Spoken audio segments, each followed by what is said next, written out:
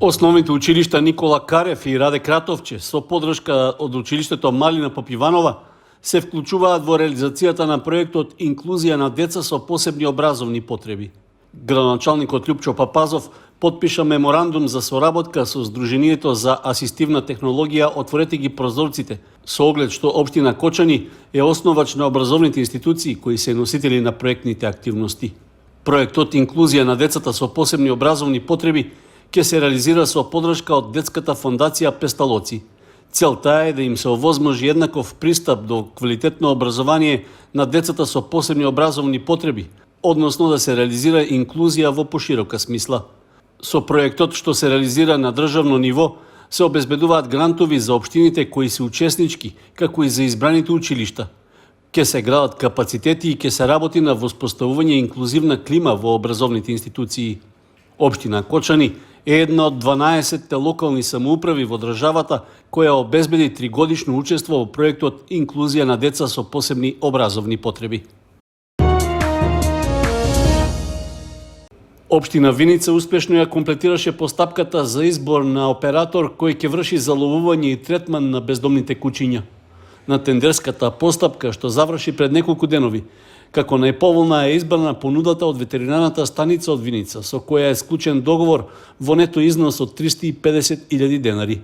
Оваа сума е за 140.000 денари повеќе во споредба со лани, кога за оператор беше избран ветеринарниот центар Тодор Велков од Куманово.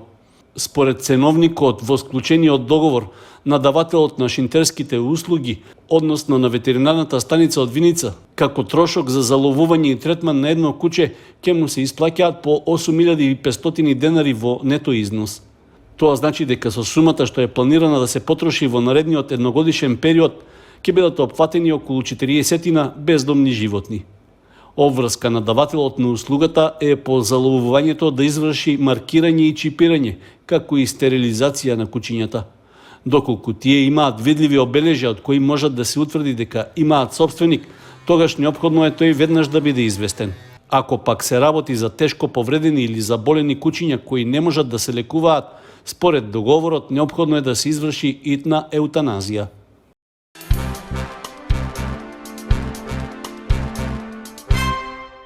Општинската библиотека Искра е организатор на фестивалот на децата, книгата и музиката, што се одржува по повод 2 април, меѓународниот ден на литературата за деца. Под мотото "Дргурувањето со книгите ни е песна", фестивалската програма почна со трибина посветена на книгата, писменоста и читањето кај децата, на која учествуваа професорите и научни работници Христо Петрески, Кристина Николовска, Јованка Денкова, Ана Витанова-Рингачева, Елима Казлиева и Доне Донев. На првиот фестивалски ден беше промовирана и книгата за деца "Чудесен дар" во годишен календар од авторката Елима Казлиева, која е минатогодишна добитничка на наградата Ванчо Николевски од Друштвото на писателите на Македонија. Идејата на програмата е библиотеката со својата културна информацијска дејност да ги потикнува најмладите да читаат и да другаруваат со книгата уште од најмлада возраст, сметајќи дека со читањето истите ја развиваат својата креативност, бујна имагинација, но исто време ги зголемуваат своите вештини во јазичното изразување, критичното размислување и тоа е сигурен пат да имаме едни возрастни одговорни лица кои што ќе придонесуваат за својата средина. Програмата има своја тежина затоа што во истата се вклучени сите основни училишта во нашиот град, понатаму детската градинка Павлина Вајанова од Кочани, Националната установа Центар за култура од Кочани, приватната детска градинка Амичи, меѓуопштинската установа Центар за социјална работа од Кочани, а оваа година и училиштата и културните установи од регионот Пехчево, Берово, Виница и Делчево преку библиотеките и Домот на културата. Во наредните денови ќе се одржат промоции на книги за деца, како и ликовна работилница, поетска средба со роднокрајен автор и изложба на дела од лицата со попреченост. Учесници ќе бидат учениците од основните училишта од Кочани, Хоризари и Зрновци. На последниот фестивалски ден е доделувањето на наградите за најдобрите творби на литературниот конкурс, А настап со драматизација и рецитали музичко-ритмички точки имаат ученици од музичкото и основните училишта од Кочани, Виница, Делчево и Пехчево. Фестивалот на децата, книгата и музиката се одржува со поддршка од Министерството за култура, локалната самоуправа на Кочани, Ротари клубот Кочани Виница и компанијата Амфенол Технолоджи Македонија. Откако неодамна повторно ја доби концесијата за риболов на акумулацијата Градче, Спортско-риболовното здружение Кочански рибар ги продолжува редовните активности. Покрај одржувањето на рибниот фонд, членовите се обврзани да ја одржуваат околината на Вештачкото езеро. За викендов најавена е екоакција за чистење и уредување на брегот на акумулацијата. Се планира таа да се реализира в недела со почеток од 9 часот. Од раководството на здруженијето упатија повик до сите заинтересирани членови и други граѓани да се вклучат во акцијата и да дадат свој придонес во одржувањето на чистата природна околина. Концесијата за езерото Градче беше добиена неодамна, а Кочанското риболовно здружение беше единствениот апликант.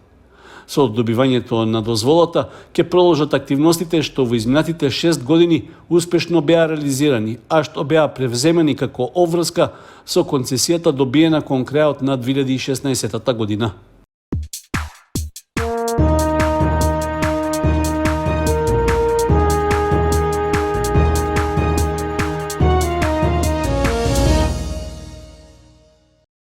Младите фудбалери на Фудбал Старс продолжуваат со добрите настапи во детските фудбалски лиги во своите категории. Во регионалната пионерска лига на домашен терен тие се сретнаа со екипата на Крива Паланка и одиграа нерешено 2:2.